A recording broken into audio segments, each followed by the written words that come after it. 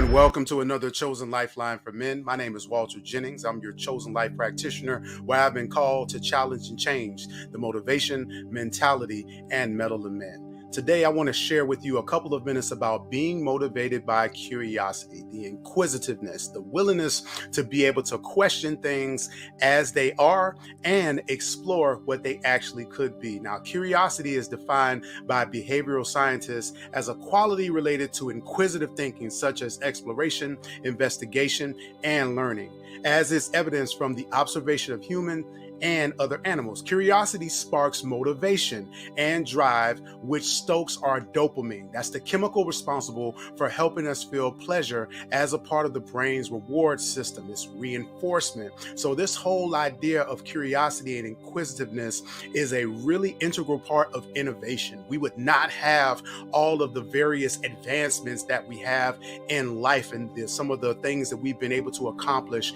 and do. All you need to do is just look around in the world, and a lot of the things that we see were because someone was willing to question what was, and again, explore the possibility of what could be. So curiosity stems from caring to know what you don't know. So it's not about continuing to live in and get comfortable with what you know, but really having the courage and the bravery to explore what you do not know. And there are three primary types of curiosity. The first curiosity is diverse. Now, this is our hunger for novelty.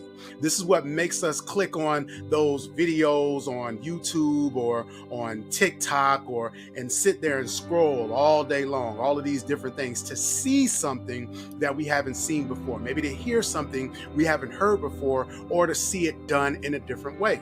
The second curiosity is empathetic, and this is the drive to understand another person by trying to see the world as they do. This is typically common with people that we love and that we're close to. When we really have a kinship and a connection with someone, then we will want to actually stand in their shoes so we can see the world the way that they see it, because it ultimately allows us to understand them better, and it actually helps us to build a stronger relationship with that person.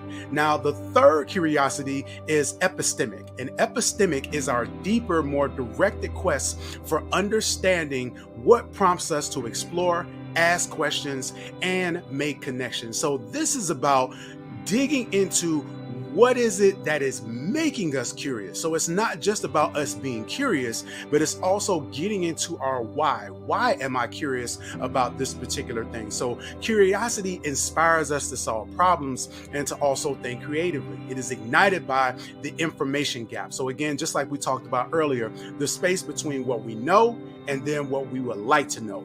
It is the feeling that we experience when we don't know something that inspires us to set out on a path of discovery. There are 6 primary questions that we can use in order to stir up curiosity in us. And bear in mind that curiosity is fueled by questioning. So, number 1, we must observe with intention. So what behaviors do you observe? Not just actions, but also emotions. What patterns do you notice? How do the circumstances or the environment change the behavior? So it's being able to identify certain patterns, right? I would equate this to, for those of us who watch football, right? It's like film study. So there are certain tendencies when you watch game film that your opposition may have, whether it be on offense or on defense. And so you're observing some of those patterns. You're being able to identify some of the things that your opponent may have the propensity to do. And that is one of the great ways, as it relates to curiosity, for us to take that same approach in nature. Number 2, we must notice frustrations. What frustrations do we observe? Because frustrations become an opportunity for innovation, and innovation becomes an opportunity for business, for economic improvement, right? And so if you could fix one of those problems, what would it be and why?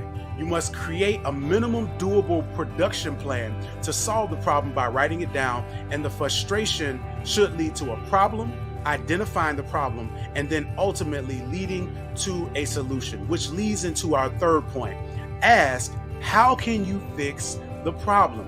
We must describe the change that occurs in people's lives after they have adopted our solution. So it's being brave enough to actually explore and get outside of the box when it comes to what the potential solution for the problem looks like. Defining exactly what's wrong, how it can be fixed, is our chance to solve a bigger community problem, and the world is searching and always looking for solutions. We know that there are a whole lot of different issues that are plaguing our world right now, and the solution may actually lie inside of you. But are you brave enough to really explore and question what is in order to get to what is not? Now, ask ourselves, what if? When we think about certain advancements like the Post-it, something we use every day, vacuum cleaners, for those of you who read books or have a tablet, a Kindle, for those of you who are team iPhone, I'm team whatever's on sale, just so you know, and so forth. But again, the bottom line is all of those products came from the question being asked, what if? What if we get rid of the keyboard? What if we shrunk the paper down and made it a different color? What if we put an adhesive on the back so we could actually stick it to something, so it didn't have to be flat on a surface? Maybe it could be up on a refrigerator or up on a laptop. So those types of things where we really begin to ask the question, what if, gets us closer and closer to potential solutions. Next, take it apart. That means being willing to separate certain things, to disassemble. That means also being able to destroy or deconstruct certain things that we have grown to love that operate well. Sometimes we have to take it apart because there may be some things that are not operating at its full capacity. A lot of times we do well when something isn't functioning the way that we think that it should, taking it apart. But what we're proposing here is that sometimes deconstruction can be helpful when we're looking at how something can potentially function better. And then lastly, we must ask the question, why is it this way?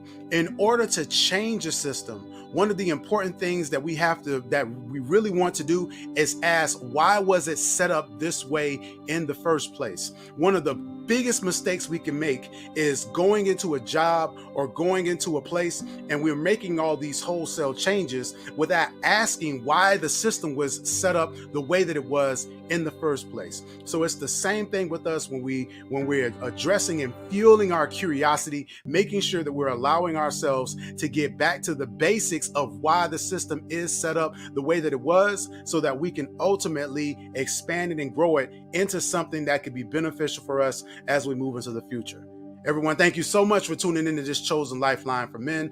Be sure to reach out to me. I would love to book you and speak with you for a session to talk more about your curiosity and some of the things that you may be interested in solving, some of the questions that you have about life, and also to discuss some of the solutions that you may potentially have. My name is Walter Jennings. I'm your Chosen Life Specialist, where I've been called to challenge and change the motivation, mentality, and mettle of men.